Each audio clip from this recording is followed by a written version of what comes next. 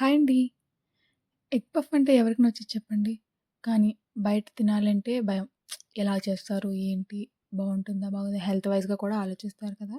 అలాంటి ప్రాబ్లమ్ ఏం లేకుండా ఇంట్లోనే చక్కగా చేసుకొని తినొచ్చు. అదేంటో ఇప్పుడు మనం చూసేద్దాం. ఫస్ట్ అయితే 1 ½ కప్పు మైదా తీసుకున్నాను నేనైతే. మీరు ఎన్ని చేయాలంటే దాన్ని బట్టి తీసుకోండి. నేనైతే 4 చేద్దామనుకున్నా. అందుకోసమని 1½ కప్పు మైదా తీసుకున్నా.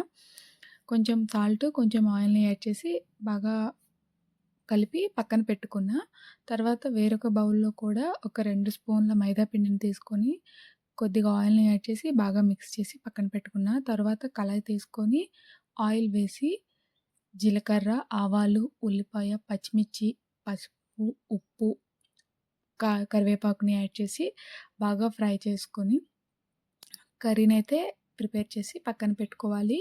అలానే బాయిల్ చేసిన ఎగ్స్‌ని కూడా తీసుకొని పక్కన పెట్టుకోవాలి.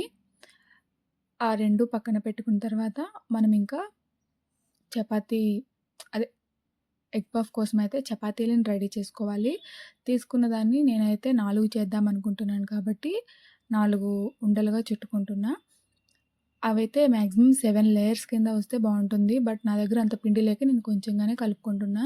అలా ఫస్ట్ చపాతీలన్నీ చేసుకొని పక్కన పెట్టుకోవాలి. తర్వాత ఫస్ట్ ఒక చపాతీని తీసుకొని మనం ముందుగా కలిపి పెట్టుకున్న మైదా పిండిని దాని మీద అప్లై చేసి ఒకదాని తర్వాత ఒకటి అలానే వేస్తూ అప్లై చేస్తూ పెట్టుకోవాలి. తర్వాత 4 ఎడ్జెస్‌ని బాక్స్ షేప్‌లో కట్ చేసుకొని ఇలా చూడండి ఇక్కడ చూపించినట్టుగా 4 పీసెస్ కింద నేను కట్ చేసుకున్నా.